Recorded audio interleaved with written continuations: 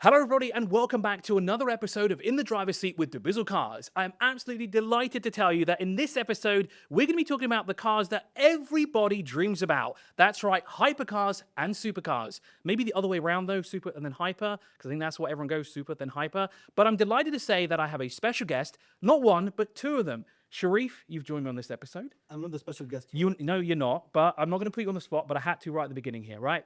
But our guest here today from First Motors, we have the sales director. And if there's anyone better to talk about these kind of cars, Chris Ball, you are the man. Thank you very much. Really appreciate it. I don't know how to say it in a few words. Your showroom is absolutely incredible. And the fact that you have a layout of a racetrack inside just makes it even more special. Very good. Yeah, very well noticed. Yeah, a pleasure to be here. Thank you very much. Give you a bit of a background about First Motors briefly, if you like. We're 3 years in the industry, which in Dubai is a pretty long time, I think.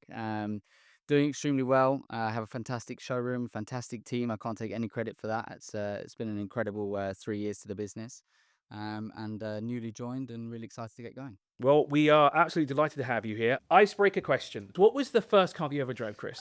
First car ever was a Fiat Punto Blue with white racing stripes, nonetheless, which of course had an extra 10 horsepower. How simply British. You cannot get more British than that. I don't know about that. Unless it was it a diesel? No. I think it was a 1.2. 1.2. I don't think it had anything on the end of it. Not a turbo, not a supercharger, nothing. That's a relief for me now. I thought I'll be judged for my first car. So my first car was even discontinued before I bought mine. So I bought it from a friend's mom, who was a teacher by then. This gives you background what the car itself, champagne color. Looks like an iron. That's what they call it in Egypt. It was a Hyundai Matrix. I'm not sure if you even know it. Yeah, I know that.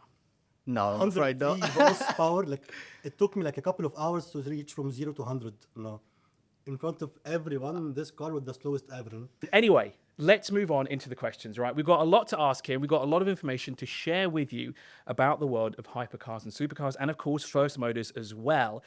First things first, what are the current trends that you're seeing in the UAE market in terms of supercars and hypercars? I think at the moment, to be honest, we're seeing more of a push towards naturally aspirated engines. At the moment, anything that's kind of a limited edition Ferrari, Porsche, kind of anything Porsche with a Porsche badge, to be honest, at the moment, they're doing a fantastic job in the last 2 years with how much that brand is being pushed forward and is having a real notoriety in the market and everyone wanting to really kind of buy into that brand. At the moment, as I said, naturally aspirated engines seem to be a huge kind of push towards that kind of market. It's interesting you say that because everyone's obviously hybridizing their cars, if that's even a word, or electrifying their models. I think the 911 is probably one of those cars that we'll probably never see in the next couple of years an electric version of. Yes, old school, like loud and proud, right? Yeah, but they do have a hybrid version that's been spot testing around the Nürburgring. But I find that quite interesting, actually, that supercars, people are still preferring those naturally aspirated, those screaming, howling V8s, V10s, V12s, V16s. Or Even though they're slower. In some cases, you're looking at all these new hybrid cars coming out, and SF90 is a prime example. Ruelto, these cars are hugely fast. Just when you think a car can't get any faster, they are just blisteringly quick. And yet, people are still deferring to more towards kind of something that has an ambience or a real. I call it a personality of a car when you're driving the car. I think you'll see that that's much more of a pull towards the buyer rather than how fast it can go from 0 to 60 or 0 to 100. I was gonna say, when it comes to supercars, people always think faster or louder. Yes, yeah. And I think louder is probably better in most cases, definitely in Dubai. So have you seen a shift of buyers coming in and asking for these naturally aspirated engines rather than hybridized engines? Yeah. I think I wouldn't say so much more of a shift. I would say more so that the hybrid kind of market is kind of not slowing down per se. I think that the naturally aspirated engines are still more as popular as ever, but the hybrid market is not as popular as it perhaps once was, especially when all those cars started to hit the market. How important for your customers is it to have a full service record? I would say that service history in the European market is absolutely, completely 100% focal point when you're looking at a used car. In the Middle Eastern market, it seems to be overlooked a little bit so much that I see in kind of general trend. But for us as a business, like you said, there's a lot of cars, especially the real kind of larger cars, like your Bugattis and your Paganis and so on, and your high-end Ferraris. Like, these cars are sat in a garage. Maybe they do 100 kilometers a year. But like you said, every car has a service interval. That interval is either a certain kilometer or it's a certain time span. And all of those cars, generally, they need to be serviced within that time frame for us. But it's absolutely paramount. Once that car reaches past that warranty, whilst that service contract, we need to make sure that the cars have had that regular interval with the right brand, with their retrospective OEM. When you say accident-free, what people expect? Do they expect no scratches? Do they expect no paint?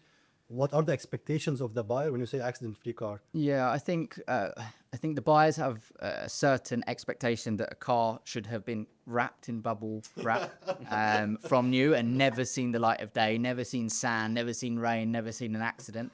Of course, we all understand, especially people in automotive, understand that cars, they get driven. There is a chance that a customer drives into a car park, they open the door on another car, or they open it on a bollard. And we appreciate that every car at some point they may have had some form of repair, whether it's an alloy wheel touch-up or whether it's a full refurb down the side. Of course, for us as a business, we're always aiming towards having completely accident-free cars.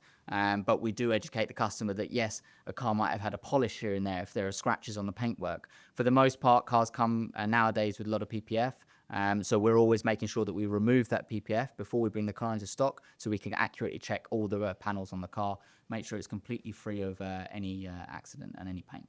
Is a service intervals on these kind of cars, are they the same as like an ordinary car, like 5, 10, 15,000? For the most part, yeah. Yeah, so for the most part, it's anything kind of 12 or 10 to 15,000 kilometer every year.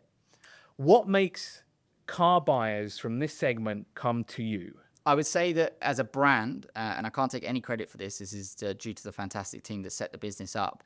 As a company, we have an extremely good relationship with our clients where we have a very open and honest and transparent relationship saying we will not sell a car for the wrong price. We will make sure that it's accurately priced to make sure we're looking after our client before and after.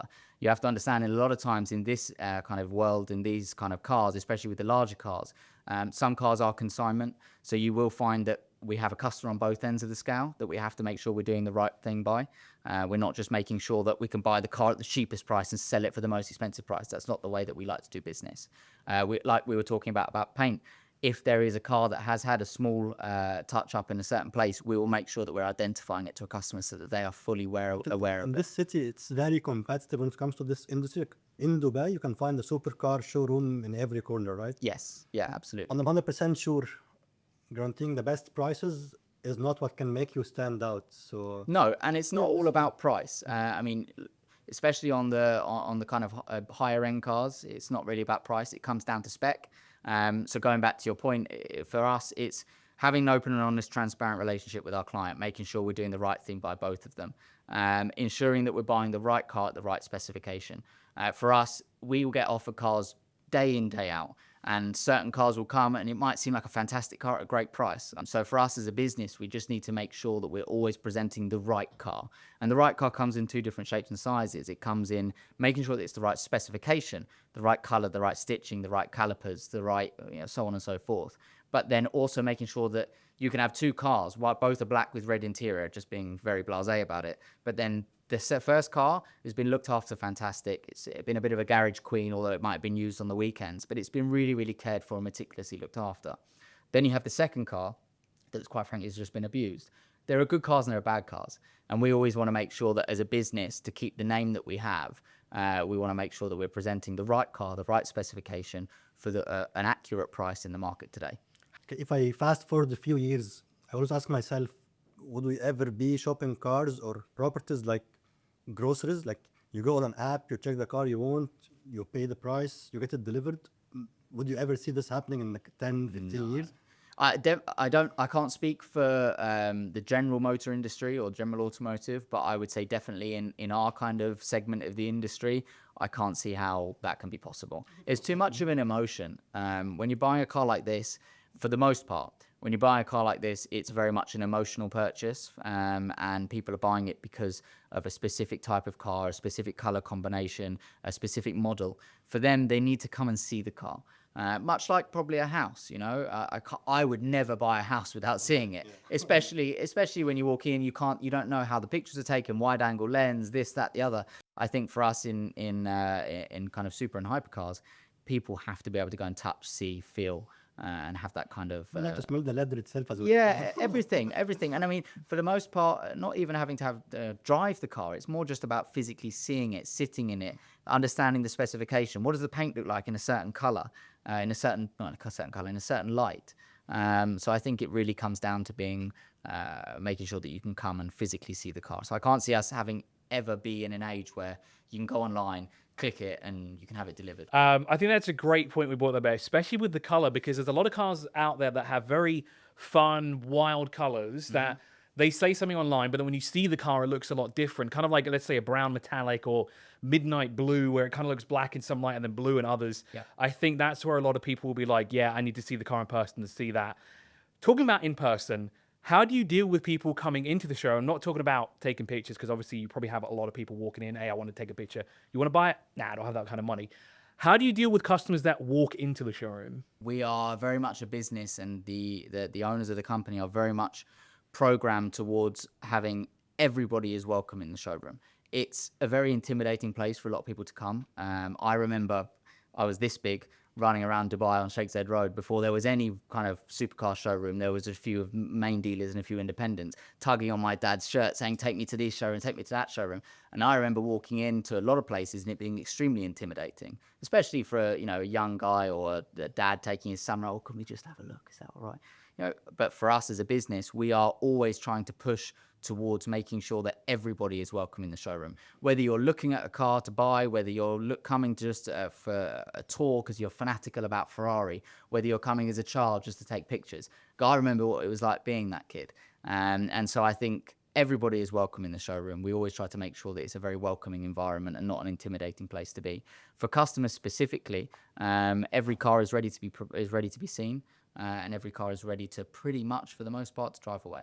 Wow, so you deal with people and you're fine with them coming in just wanting to talk about cars. Absolutely. Great. So Yes, I think especially for tourists, no place in the world can be more intimidating than this when it comes to supercars. Yeah. The amount of showrooms and dealerships dealing in supercars, and you see in the streets, the amount of cars you see being driven on the streets as well. I don't think anywhere in the world you can see this collection in one place. Yeah. Yeah, absolutely. And that's why it's so paramount that we want to make sure we're very focused as a business about growing the brand of First Motors. It's not about selling an extra 5, 10, 15 cars a month. That's not our business, and that's not our philosophy of what does success look like. For us as a business, we want to make sure that we grow the brand not just in UAE but globally. And so for us to do that, we have to involve not just the people who are buying cars, but we want to involve everyone, because the people, believe it or not, the people who don't buy cars from you, the people who are not even able to buy cars from you, they're the ones that grow your brand, and they're the ones that are taking pictures, who are putting it on Instagram, who are, they are the ones who are fanatical about, first of all, about the car they're viewing, but second of all, about the business that they're sitting in. And so for us, it's very crucial to us to allow everybody to visit. Everybody is welcome at any time. What advice would you give people who are searching for the next car? You need to make sure that the car has, it's the right specification. Secondly, it's got the right history. Make sure it's not any paintwork. And also make sure it's the right car itself. But that's the answer you get from an industry expert. Of course. On the contrary, what was the worst advice you ever heard someone telling before buying a car? Just buy it. Just buy it. It's fine. No, I would say the worst advice is a friend telling another person how much their car is worth. Okay, well, will your friend write a check for that price? Or no, they won't. I said, okay, well then, how can that person be willing to be able to put a price on that car? Ultimately, an item is only worth as much as someone is going to pay for it, and it's the same thing for us. At the end of the day, we're buying cars every single day, and we're selling cars every single day, and we don't know everything about the industry, absolutely, but we need to make sure that we're protecting both ends of the trail. There is a customer on each end of a car, much like there is with property, and we need to make sure that we're looking after both customers' interests. So before we get into the quick fire round, I have two questions. One of them actually goes back to something that you said before about picture quality. I must say you have an incredible studio. I've had the pleasure to actually see it in person. The pictures that you have uploaded on dubizzle cars are absolutely stunning. And you take pictures of absolutely everything, down to the smallest details in the car, which is just phenomenal, especially when you come to these kind of cars. Because I think it's when a client is looking for these, they want to see the finer details. They want to see a small plaque. They want to see the stitching, the piping, because all of this stuff costs hundreds of thousands of pounds or dollars when you actually add it on as options. What would you say to people out there that say, oh, pictures don't really mean anything? Do you agree with that, or do you say that pictures are very, very important? No, I think there can never be enough, to be honest. Again, we're hugely blessed to have an amazing marketing team that do some incredible pictures of a lot of our cars, and we're always trying to create new ways to kind of innovate and showcase the inventory in the best light possible.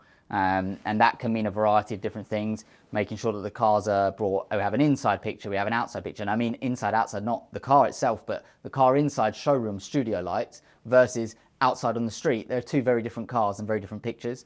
We want to make sure that the customer can see all different angles. Like you said, specification plays a large part. You know, you can go so finite details to say that, okay, well, in a certain car like a Ferrari SP3, the kick plates down by the pedals, you can have in carbon fiber. Okay, well, does that car have that? Well, I haven't got a picture to be able to see it. So we want to make sure that every single part of the car that is perhaps even an optional extra or is interesting in any way, shape or form, we take a picture of it so the customer can see. Because like this digital age we were talking about, a lot of customers wanting to review the car online, make sure that they're 100% happy with everything that they can visually see, then they'll come and have a look at the car. Of course. And a lot of the time also, you've got a lot of GCC customers. They're coming from a different country, a different region. I had someone flying just last week from two people, one from Kuwait and one from Qatar.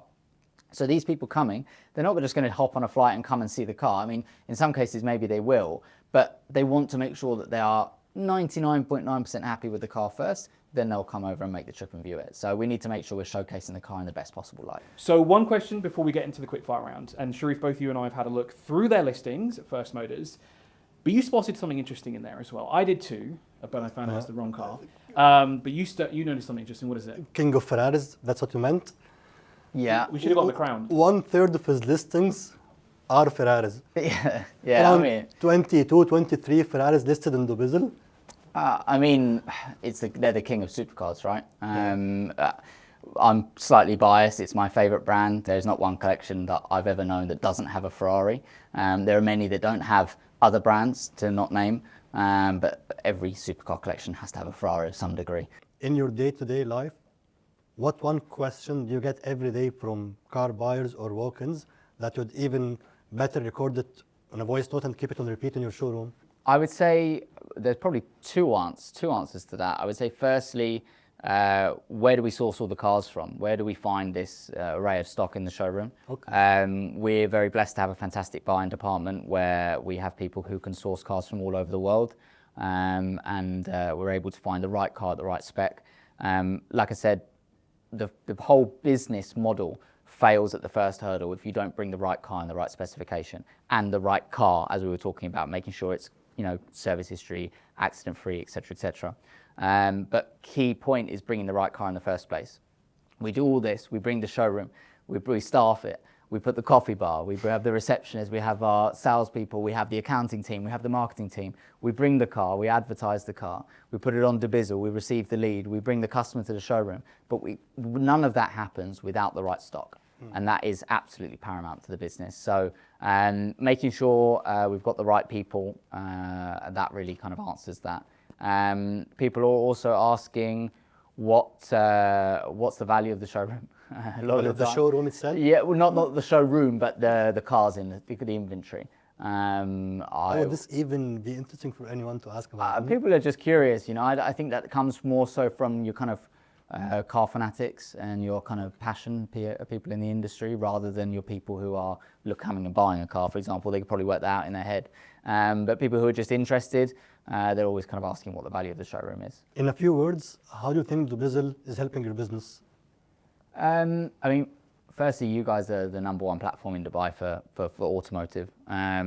I think that the support system that you guys have is fantastic, and also the back-end portal side of things for the dealer itself, to be able to have the visibility of what adverts are performing well, what cars are getting certain clicks, what those clicks are converting into leads. For us to have that kind of back-end information and to be able to have that visibility, for me, I'm very much kind of OCD data, ones and zeros. And so for me to be able to kind of dive into that and say, okay, that GT3 is performing X, Y, Z, and that other GT3 is not performing. And well, why is that? Okay, well, that one's a certain color, or maybe we put a feature on this car and a premium on that car, and so on and so forth. So I think it really gives you a good idea of why that car's not performing as well, or it is performing well.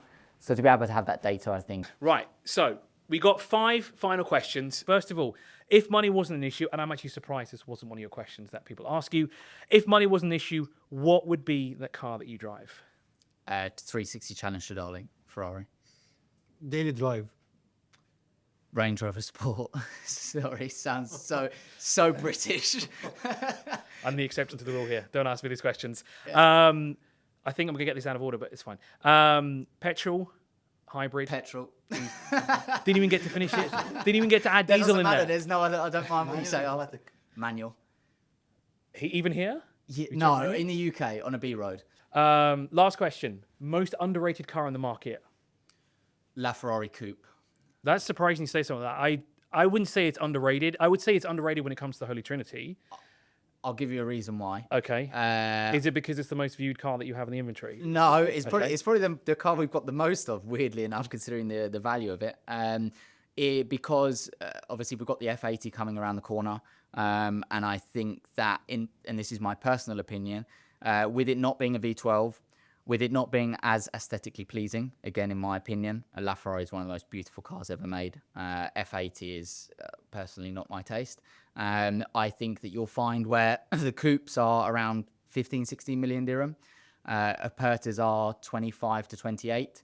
I think that the coupes are undervalued compared to the Aperta, and what you'll find is that as the F80 hits the market, I don't think you'll see it being as popular as perhaps they are perceiving the next hypercar to be, because we've had this kind of last 10 years where these cars are hitting the market and suddenly they're going for over 100% of list price and or 200% of list price in some cases. And so what you'll find is that I think what will happen is the F80 will hit the market. You won't see it being as popular as perhaps the LaFerrari was when it hit, or these other supercars and hypercars that come out and they seem to be going for overs or over list prices, it's called. And I think that you'll see that the F80 will dip and that will push up the LaFerrari coupe. If dubizzle was a car feature, what would it be, like a cruise control or a launch control for your business? I think probably a launch control for a business that's just starting out in automotive in UAE. You need to be advertising on dubizzle as the first kind of port of call if you're advertising on any platform.